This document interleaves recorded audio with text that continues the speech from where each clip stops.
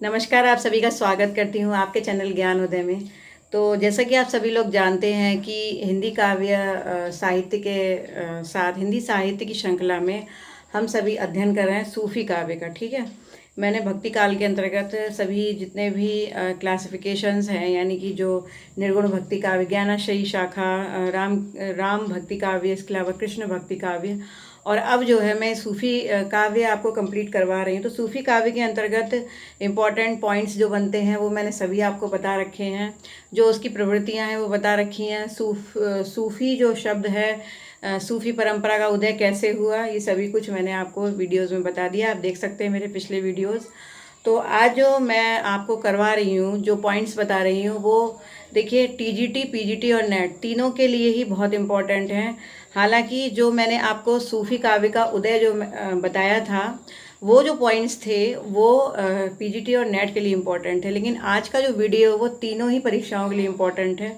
तो ये जो टीजीटी के स्टूडेंट्स हैं वो भी ज़रूर देखें। ठीक है, तो चलते हैं प्रेमाश्रयी शाखा के कुछ मुख्य बिंदुओं पर जो अक्सर पूछे जाते हैं।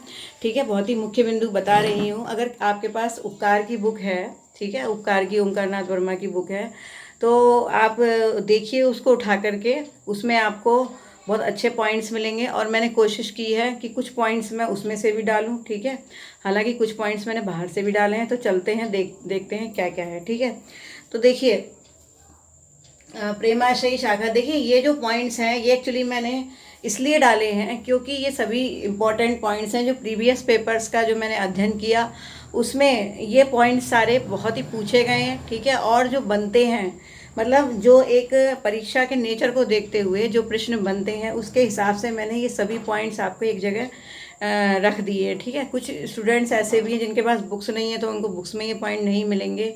और ये मेरे जो बुक से बनाए हुए जो सेल्फ नोट्स हैं, मैं उसमें से आपको आज पढ़ा रही हूँ। ठीक है, तो चलते हैं। देखिए सबसे पहले आते हैं प्रेमाश्रयी शाखा। ठीक है, तो प्रथम हिंदी, इसमें सबसे पहले जो क्वेश्चन बनता है वो ये है कि प्रथम हिंदी प्रेमाख्यान काव्य किसको माना गया है। तो देखिए ये जो पहला हिंदी प्रेमाख्यान काव्य जो था, इसके विषय में अलग अलग विद्वानों ने अलग अलग मत दिए।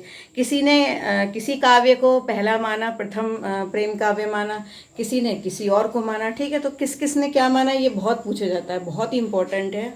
तो देखिए जैसे कि अगर बात करें गणपति चंद्र गुप्त की, ठीक है, तो इन्होंने हंसावली को जो है वो प्रथम प्रेम भक्ति काव्य माना था। ठीक है, इसी तरह से चंदायन को माना था डॉक्टर राम कुमार वर्मा ने, मृगावती को माना था रामचंद्र शुक्ल ने, और सत्यवती कथा को माना था हजारी प्रसाद द्विवेदी ने। ठीक है, अब बात ये आती है, ठीक है, ये चारों आप पढ़ते होंगे, मैक्सिमम जितनी भी बुक्स हैं सब में ये पॉइंट्स तो मिल ही जाते हैं। ठीक है, आप किसी भी बुक को अगर उठा के देखेंगे तो ये पॉइंट, 4 पॉइंट आपको मैक्सिमम हर बुक में मिलेंगे, क्योंकि इंपॉर्टेंट पॉइंट्स में आते हैं। ठीक है, अब बात ये नहीं है कि आपने बुक्स पढ़ ली, ठीक है, बुक्स सबकी पढ़ी हुई होती हैं, लेकिन आपको कितना लर्न रहा, क्या आपको ये 4 पॉइंट्स हमेशा लर्न रहते? नहीं रहते, कुछ ही बच्चों को लर्न होंगे, और इसमें से भी 1-2 लर्न होंगे तो बाकी सब भूल जाते हैं। तो मैं ये चारों की ट्रिक बता देती हूँ आप कैसे लर्न करेंगे। ठीक है, तो देखिए अगर हम हंसावली की बात करें, ठीक है, हंसावली, अब आप एक चीज़ देखिए, हंस जो है वो किसी एनिमल का नाम है, किसी जानवर का नाम है, और गणपति, ठीक है, और गणपति का मतलब क्या है? हाथी। गणपति जो लगते हैं हमारे गणेश भगवान, वो कैसे लगते हैं? हाथी के समान, मतलब उनका जो मुख जो है वो गजानन है, यानी हाथी के समान लगते हैं। तो देखिए यहाँ पर हंस क्या है? एक एनिमल का नाम है, एक जानवर को बोलते हैं, लेकिन गणपति जो है उनके ऊपर भी हाथी का सर लगा हुआ है। तो ये दोनों एक दूसरे से क्या कर रहे हैं? मैच कर रहे हैं। ठीक है, तो गणपति यानी गजानन और हंस, ठीक है, और दोनों ही देखने में बड़े खूबसूरत लगते हैं। ठीक, तो इसलिए दोनों का मैच बन रहा है। तो यहाँ से आप याद कर सकते हैं कि हंसावली जो है वो डॉक्टर गणपति चंद्र ने सजेस्ट की थी प्रथम प्रेम भक्ति काव्य के अंतर्गत। ठीक है, उसके बाद आती है चंदायन, ठीक है, और राम कुमार वर्मा। अब देखिए मैंने जहाँ भी आपको ट्रिक बताई है राम कुमार की, तो मैंने यही बताया, राम कुमार को आप राम को मार कर लीजिए, राम को मार। ठीक है, अब देखिए अगर कोई राम को मारेगा, ठीक है, जैसे मान लीजिए कोई व्यक्ति है वो राम को मारने जाएगा, तो चंदायन का मतलब आपको मालूम है कि आपने पढ़ा भी होगा, जगह जगह राम का जो मुख है उसकी जो संज्ञा है वो चंद्रमा से दी गई है, ठीक है। कई कवियों ने राम की, कृष्ण के मुख की जो संज्ञा है वो चंद्रमा से दे रखी है ना। अरविंद सो आनन रूप मकरंद, आनंदित लोचन भृंग पिए, ठीक है, ऐसा लिखा गया है। तो इसका मतलब ये हुआ कि जो भी कहना चाहिए, जैसे अरविंद सो आनंद, इसमें जो उनका चेहरा है उसकी कल्पना किससे की गई है? अरविंद यानी कमल से की गई है। इसी तरह से चंद्रमा से भी कई जगह की गई है इनकी मुख की कल्पना, है ना। तो कहने का मतलब ये हुआ कि जो राम है उनका मुख कैसा है? चंदायन है, यानी चंद्रमा जैसा उनका मुख है, ठीक है। अब देखिए, राम को कोई मारने जाएगा और जब उनका चंद्रमा जैसा मुख देखेगा, उनका चंदायन देखेगा, तो चंदायन देखते ही क्या होगा? वो उनको नहीं मारेगा। क्यों? क्योंकि इतना अच्छा सुंदर चेहरा देख करके कोई किसी को कैसे मार सकता है। तो यानी राम को मारने गए, चंदायन देख लिया, चंद्रमा जैसा मुख देख लिया और वो नहीं मार पाए, ठीक है। इस तरह से इमेज आप दिमाग में बना लेंगे तो आपको ये लर्न हो जाएगी, ठीक है। अब उसके बाद आगे चलते हैं मृगावती, ठीक है। आपको मालूम है रामचंद्र भगवान जो थे, भगवान श्री राम, उन्होंने क्या किया था? उन्होंने एक मृग को मारा था, जो मारीच था। आप जानते होंगे, अगर आपने रामायण का थोड़ा बहुत, रामायण के बारे में, रामचरितमानस आपने पढ़ी होगी, ये कथा आपको अगर पता है तो आपको ये बात पता होगी कि जब सीता जी ने वन में मृग को देखा, स्वर्ण मृग को, तो उन्होंने कहा रामचंद्र जी से कि ये मृग मुझे चाहिए, ठीक है। तो रामचंद्र जी जो है वो मृग लेने जाते हैं और मृग के पीछे पीछे जाते हैं, लेकिन वो कौन था? वो मृग नहीं था, वो तो मारीच था, है ना। देखिए, बहुत गर्मी हो रही है और चूंकि आपको पंखे की आवाज़ आती है इसलिए मैंने पंखा नहीं चला रखा है और काफ़ी गर्मी हो रही है। तो देखिए क्या है कि जो मृगावती थी, ठीक है, देखिए अभी मैं अपने होम टाउन में आई हूँ, इसलिए थोड़े से वीडियोस में 1-2 दिन का गैप हो जाता है। कल मैंने आपको वीडियो नहीं दे पाया क्योंकि यहाँ पर इतनी सुविधाएं नहीं है ना। जब मैं अपने घर पहुँचूंगी तो आपको रेगुलर वीडियोस मिलेंगे। थोड़ा 1-2, वैसे मैंने ज़्यादातर कोशिश की है आपको ज़्यादा से ज़्यादा वीडियोस देने की, केवल कल ही वीडियो नहीं मिल पाया, थोड़ी सी यहाँ पर प्रॉब्लम्स हैं। तो जब वहाँ जाऊँगी तो और अच्छे से मैनेज हो जाएगा, फिर वहाँ तो कोई दिक्कत नहीं है। वहाँ तो अगर पंखा नहीं चलाती तो एसी अवेलेबल होता है, तो वहाँ मैं आराम से आपको पढ़ाती रहती हूँ। अगर मैं 2 घंटे भी वीडियोस बनाती तो कोई प्रॉब्लम नहीं होती, ठीक है। यहाँ पर थोड़ी सी दिक्कतें हैं, कभी लाइट की प्रॉब्लम है, कभी नेट की प्रॉब्लम है, थोड़ी सी होती हैं छोटी जगह पर, तो इसलिए जो है कभी कभी गैप भी हो रहा है थोड़ा थोड़ा। तो मैं जल्दी ही पहुँच जाऊँगी, उसके बाद और रेगुलर आपको दे पाऊँगी, ठीक है। लाइव क्लास भी लूँगी आपकी।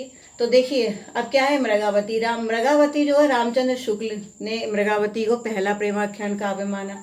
अब इसको आप कैसे जो है याद करेंगे? रामचंद्र भगवान जो थे, उन्होंने वो ही तो मृग को लेने गए थे, यानी उन्होंने मृग को मारा था। उसके बाद जो मारीच था, उन्होंने हे लक्ष्मण इस तरह से आवाज़ की, फिर लक्ष्मण रेखा खींच करके चले गए और सीता जी को रावण ने चुरा लिया, ठीक है। सीता जी को रावण ले गया। तो इस तरह से पूरी कथा बनती है। तो रामचंद्र ने क्या करा? मृग को लिया, मृग को जो है मृग का हरण करने के लिए गए रामचंद्र, तो ये क्या हो गया? मृगावती, ठीक है, दोनों मैच कर रहे हैं। फिर आती सत्यवती कथा, हजारी प्रसाद द्विवेदी। अब देखिए, सत्यवती कथा हो या सत्यनारायण की कथा हो, सत्यवती कथा और सत्यनारायण की कथा दोनों एक दूसरे से मिलते जुलते वर्ड हैं, ठीक है। तो सत्यनारायण की कथा जब होती है तो क्या बढ़ता है? प्रसाद बढ़ता है। अब वो चाहे 1000 बार बटे चाहे 1 बार बटे, जब ज़्यादा लोग होंगे तो 1000 बार भी बटेगा, है ना, 1000 लोगों को दिया जाएगा। तो इस तरीके से हजारी प्रसाद जो है वो मैच किससे कर रहा है? वो कर रहा है किससे? सत्यवती कथा से, ठीक है। तो ये है। अब इसके बाद आगे चलते हैं। देखिए, चारों मुझे नहीं लगता कि आपको अब याद नहीं रहे होंगे, सबको याद हो गए होंगे आई थिंक, तभी आप नहीं भूलेंगे इसको। 1-2 बार अपने दिमाग में और इमेज ठीक से 2-4 बार सोचेंगे तो और अच्छी तरह याद हो जाएगा, ठीक है। फिर आता है हंसावली के बारे में कुछ इंपॉर्टेंट फैक्ट्स जो अक्सर पूछे जाते हैं एग्जाम्स में। देखिए, हंसावली जो है ये रचना गुजराती भी मानी गई है और राजस्थानी भी मानी गई। गुजराती किसने मानी ये तो मुझे भी नहीं पता, अगर आपको पता हो तो आप मुझे जरूर बताइए। लेकिन जो मोतीलाल मेनारिया थे, उन्होंने हंसावली को राजस्थानी जो है राजस्थानी रचना मानी थी, ठीक है। उन्होंने कहा कि राजस्थानी रचना है, इसमें राजस्थानी जो कहना चाहिए एक राजस्थानी प्रभाव नजर आता है। और ये जो रचना है हंसावली, वो वास्तव में विक्रम बेताल की कथा से कहीं ना कहीं प्रेरित है, ठीक है। विक्रम बेताल की जो कथा थी वो आधार है इस हंसावली कथा का, ठीक है। ये बात किसने कही है? ये कही किसी ने नहीं है, मोतीलाल मेनारिया ने इसको राजस्थानी माना था और विक्रम बेताल, जैसे अगर आपसे क्वेश्चन ही पूछा जाए कि हंसावली की कथा का आधार क्या है, तो वो क्या है, विक्रम बेताल की कथा। ठीक है, तो ये आपको पता होना चाहिए। उसके बाद आता है चंदायन। चंदायन का दूसरा नाम लोर कहा या फिर लोर कथा भी है। अब इसको लोर कथा क्यों कहते हैं, ठीक है, क्योंकि इसके नायक का नाम था लोरिक। ठीक है, तो इसका नायक कौन था, लोरिक था। अब जो ये लोरिक था ये इसका नायक था, तो इसीलिए लोरिक नायक के आधार पर इसका नाम लोर कथा रख दिया गया। ठीक है, और ये जो अगर आपसे पूछा जाए कि चंदायन जो है वो किस कथा पर आधारित है, तो ये जो है चनैनी की कथा पर आधारित है। चनैनी पुरानी रचना है बहुत, तो चनैनी की कथा पर आधारित है। अब चनैनी क्या, ये तो मुझे भी नहीं पता, लेकिन आप मतलब एक ये क्वेश्चन के तौर पर आप इतना लर्न कर लीजिए कि चनैनी के अगर, हाँ चलिए, चनैनी जो है क्या है ये मैं आपको सर्च करके ज़रूर बताऊंगी कि चनैनी क्या है। मेरे दिमाग में भी क्वेश्चन आ रहा है, लेकिन चनैनी पर आधारित है, बस आप इतना इसको याद रखिए क्योंकि अक्सर ये क्वेश्चन पूछ लिया जाता है। ठीक है, उसके बाद आता है भाषा। भाषा इसकी अवधि है, और इसकी जो नायिका है वो कौन है, चंदा। और चंदा जो है वो किसका प्रतीक है, अलौकिक सत्ता का प्रतीक है। जैसे पद्मावत में रानी पद्मिनी किसका प्रतीक है, और अलौकिक सत्ता का, तो उसी तरीके से जो चंदा है इसमें, चंदायन में, वो किसका प्रतीक है, अलौकिक सत्ता का। ठीक है, अब उसके बाद आती है सत्यवती कथा। सत्यवती कथा जो है वो सगुणोपासक भक्त। ठीक है, ये देखिए यहाँ पर मैंने ये बात क्यों लिखी है, सत्यवती कथा अवधि में लिखी हुई है, और जो इसके जो सत्यवती कथा के जो कवि हैं, ठीक है, जिन्होंने ये लिखी है, मैंने उनका नाम नहीं लिखा है एक्चुअली, चलिए कोई बात नहीं, तो मैं आपको बताती हूँ कि, लेकिन आपको पता है कि सत्यवती कथा जो ईश्वरदास की लिखी हुई, मैंने ट्रिक्स में भी आपको बताया। तो सत्यवती कथा के जो रचनाकार थे कौन, ईश्वरदास। ठीक है, तो ईश्वर दास जो थे, देखिए जब मैंने आपको कृष्ण भक्ति काव्य पढ़ाया था, ठीक है, तब भी मैंने ईश्वर दास के बारे में आपको बताया था, वहाँ भी मैंने सत्यवती कथा जो है आपको करवाई थी। तो सत्यवती कथा के जो कवि थे वो एक्चुअली सगुणोपासक भक्त हैं। ठीक है, वो निर्गुणोपासक भक्त नहीं है, वो सगुणोपासक भक्त हैं। तो इनको लेकर के कई मतभेद हैं, इनको लेकर के, ईश्वर दास को लेकर के कई मतभेद हैं। कुछ लोग मानते हैं कि सगुणोपासक भक्त थे, कुछ लोग मानते हैं कि निर्गुणोपासक भक्त थे, कुछ कहते हैं प्रेमाख्यान काव्य के हैं, ठीक है, कुछ कहते हैं कि निर्गुण काव्य के हैं। तो इनके बारे में तरह तरह की जो है अपनी अपनी अटकलें हैं। यहाँ तक कि रामचंद्र शुक्ल जो थे, उन्होंने, रामचंद्र शुक्ल इन्हें भक्ति काल की किसी भी शाखा में इस स्थान नहीं दिया। ये एक विशेष बात है कि रामचंद्र शुक्ल ने, ऐसा कौन सा कवि है जिसको रामचंद्र शुक्ल ने भक्ति काल की किसी भी शाखा में स्थान नहीं दिया, ना प्रेमाश्रयी में, ना ज्ञानाश्रयी में, ना निर्गुण में, ना सगुण में, तो वो कौन है, ईश्वरदास। ठीक है, तो ये बड़ा इंपॉर्टेंट पॉइंट है, ये आपको पता होना चाहिए। और एक सत्यवती कथा का जो नायक है, ठीक है, ऋतुपर्ण, ये पूछा जाता है कि इसका नायक कौन है, तो ये कौन है, ऋतुपर्ण।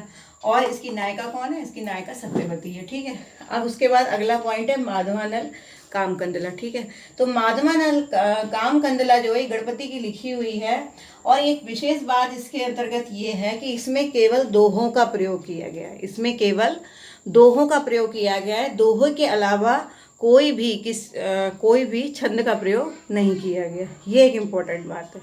ठीक है, तो इतने पॉइंट्स आप जो है क्लियर करके अपनी डायरी में या नोटबुक में लिख लीजिए। बाकी इसकी PDF भी आपको मिलेगी। ठीक है, तो उसके बाद फिर मैं अब नेक्स्ट जो है मैं आपको बताऊंगी आगे पॉइंट्स। और इसके बाद अगर आगे देखें तो देखिए, बात करते हैं जायसीकृत पद्मावत, जायसीकृत काव्य जितने हैं, ठीक है, मलिक मोहम्मद जायसी जी ने, जो कि सूफी काव्य धारा के प्रतिनिधि कवि हैं, ठीक है, उनके द्वारा लिखे गए अखरावट, आखिरी कलाम और पद्मावत। ठीक है, इसके अलावा और भी कुछ छोटी छोटी रचनाएं हैं इनकी जो लिखी गई हैं, जो आपको ट्रिक के साथ जो वीडियोस दूंगी, मैं वीडियो दूंगी आपको, नेक्स्ट वीडियो इसी का मिलेगा, उसमें ट्रिक के साथ बची हुई जो मैंने मैक्सिमम रचनाएं आपको करा रखी हैं, केवल बची हुई मुश्किल से 5-10 रचनाएं हैं, 8-10 रचनाएं होंगी, वो मैं आपको इस बार कराऊंगी। ठीक है, तो उसमें ये सभी रचनाएं आपको बता दूंगी कौन कौन सी रचनाएं थी जायसी की। ये 3 तो मेन मानी जाती हैं। ठीक है, उसके अलावा और भी हैं। अब चलिए अब बताती हूँ मैं, जो मेन बातें पूछी जाती है वो मैं बता देती हूँ। ठीक है, तो जायसीकृत जो काव्य है, अखरावट, आखिरी कलाम, पद्मावत, इस पर क्या क्या क्वेश्चन बन सकते हैं, बहुत ही इंपॉर्टेंट, TGT PGT नेट तीनों के हिसाब से तो पहला क्वेश्चन ये बन रहा है कि अखरावट, अखरावट जो है क्या है। एक्चुअली अखरावट में वर्णमाला का एक एक वर्ण लिया गया है और एक एक वर्ण को लेकर के उन्होंने पूरा काव्य लिखा है। ठीक है, जो वर्णमाला के जो अक्षर होते हैं उनको एक एक वर्ण को लिया है और लाइन से, ठीक है, यानी पंक्तिबद्ध रूप से एक एक वर्ण का अध्ययन किया गया है और एक एक वर्ण को लेकर के सैद्धांतिक बातें कही गई हैं। यानी जो अखरावट है वो हमारा सैद्धांतिक काव्य है, एक एक वर्ण को लेकर सैद्धांतिक बातें कही गई किसमें, अखरावट में। ठीक है, उसके बाद आता है आखिरी कलाम। अब क्वेश्चन ये पूछा जाता है कि जायसी का ऐसा कौन सा काव्य है जिसमें कयामत का वर्णन किया गया, तो वो क्या है, आखिरी कलाम। ठीक है, अब आता है पद्मावत। पद्मावत के विषय में आप सभी लोग जानते हैं, बहुत ही फेमस जो है महाकाव्य है। तो देखिए बहुत ही फेमस काव्य है पद्मावत।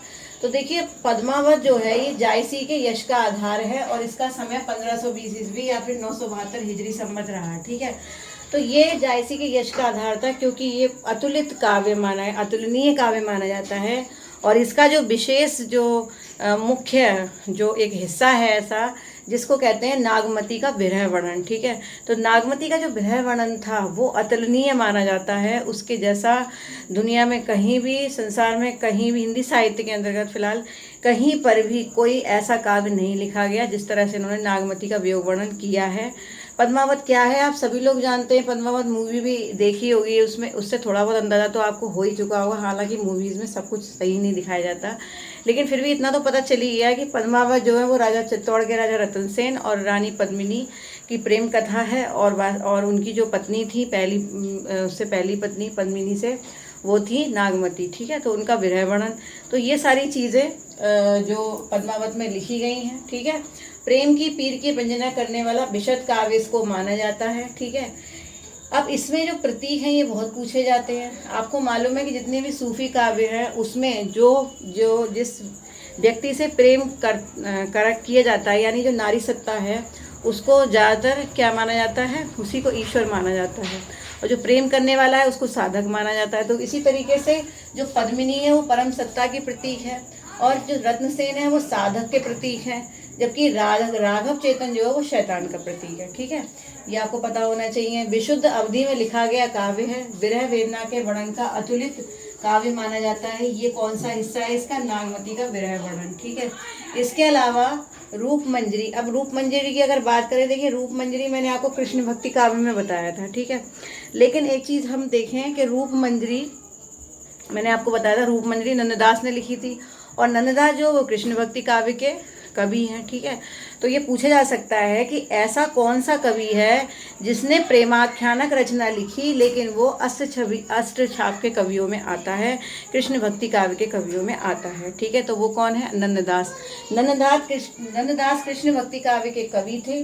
ठीक है, और अष्टछाप के कवियों में भी गिने जाते हैं और उन्होंने रूप मंजरी लिखी, यानी अष्टछाप के कवि होते हुए भी उन्होंने प्रेमाश्रयी शाखा का जो काव्य है वो लिखा और उसका नाम क्या था, रूप मंजरी।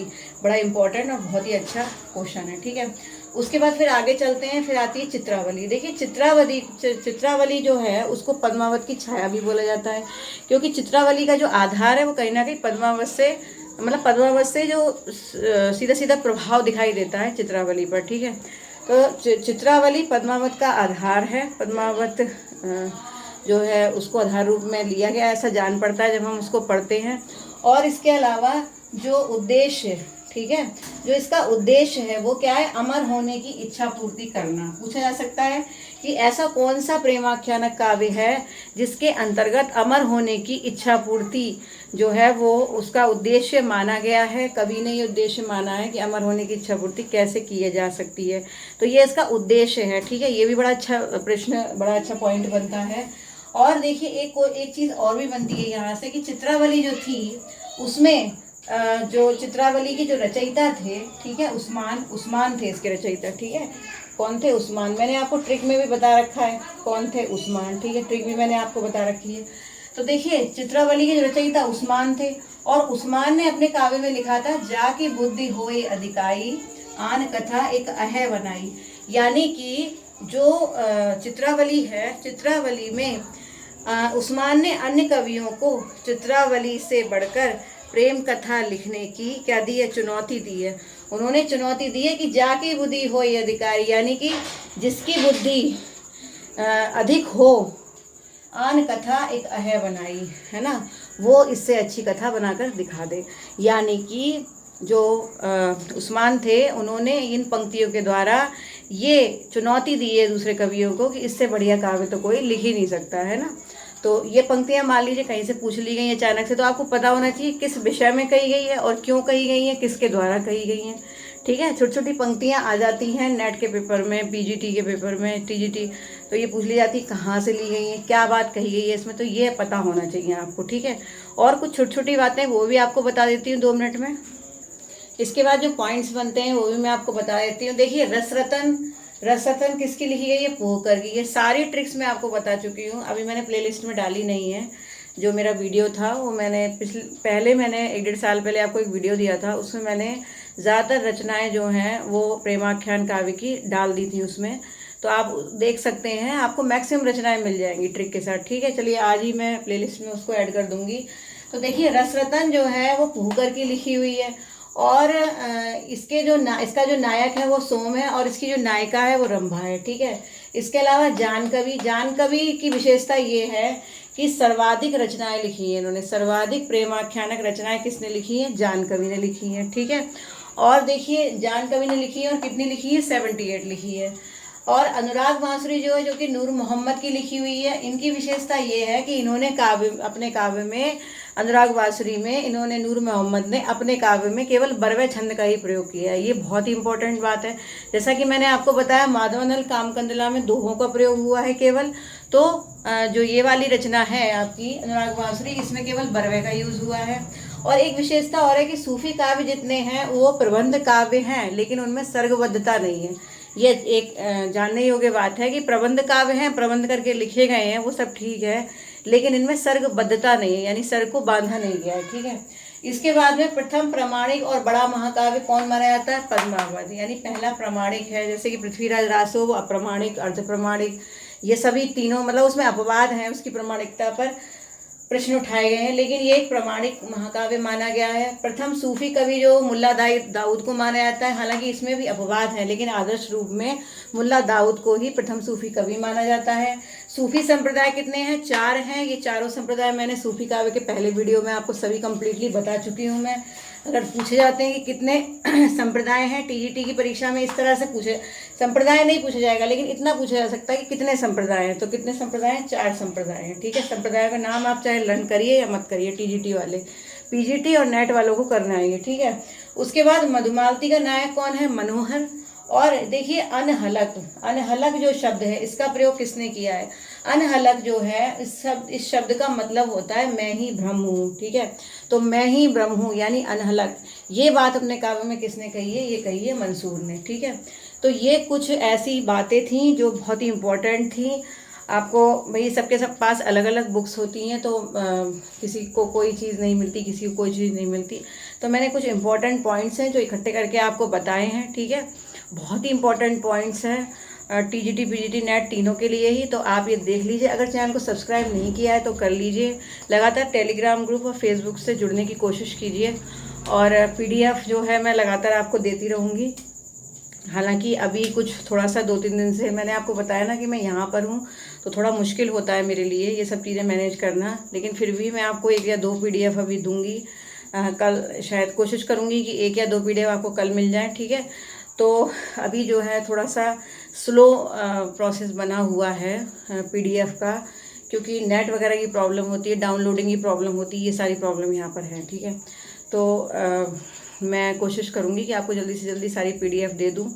और इसके अलावा जो आपका आप देखते रहिए ये वीडियोस को, और लाइक कीजिए, वीडियोस को शेयर करिए, और आपका एक लाइक और आपका सिर्फ एक कमेंट हमारे लिए प्रोत्साहन का सबसे बड़ा जरिया बनता है। तो प्लीज़ आप ये ज़रूर कीजिए, सब्सक्राइब कीजिए, लाइक कीजिए, शेयर कीजिए, और इसके अलावा आप मुझे कमेंट कीजिए। कोई भी अगर आपको सलाह है, आप सलाह लेना चाहते हैं तो वो भी लिखिए, अगर आपको कुछ अच्छी बात लगती है तो आप वो भी लिखिए, ठीक है। लगातार फेसबुक ग्रुप से, टेलीग्राम से जुड़ते रहिए, और इसी तरह से देखते रहिए मेरे वीडियोस। तो फिर मिलती हूँ नेक्स्ट वीडियो में सूफी काव्य की रचनाओं के साथ। नमस्कार।